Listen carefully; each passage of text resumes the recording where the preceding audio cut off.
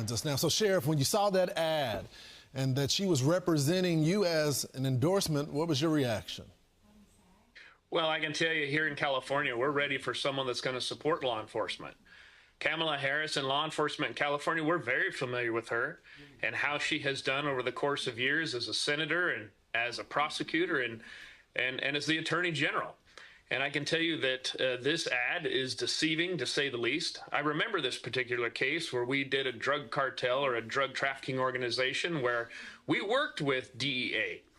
And the issue was that in this particular situation, she showed up for a soundbite. She didn't shake anyone's hands, and she quickly left the briefing room. So for me in law enforcement to see my face and image along with my law enforcement counterparts being represented as standing alongside Kamala Harris was truly disheartening. We do not support Kamala Harris. She has a history of not supporting law enforcement.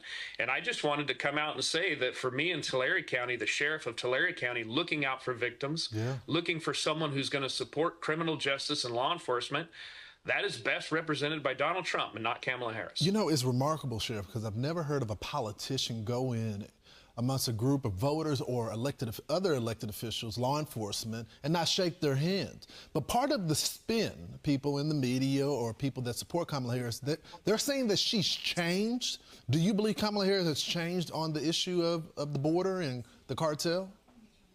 Well, I mean, I have to go along with what history shows. And history with her record does not show that she's supportive of any type of law enforcement agency. She's not supportive of a secure and strong border. It's evident when we have untold amounts of fentanyl, cartels right here in my county that we have worked to dismantle, along with human trafficking that takes place up and down the state of California, right across the border.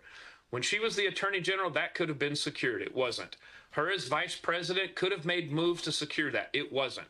So I would say that we have to go on a track record. And the track record is not conducive or supportive of anything that she's saying within that ad. Real quickly, Sheriff, one of the criticisms that I've heard, even former staffers that have gone, they won't provide their name, but they say when they're doing briefings with her that she's not aware of the topics, she's not, she doesn't read the briefing books. Just with your experience with Kamala Harris when she was AG, did she seem to understand what was happening at the time?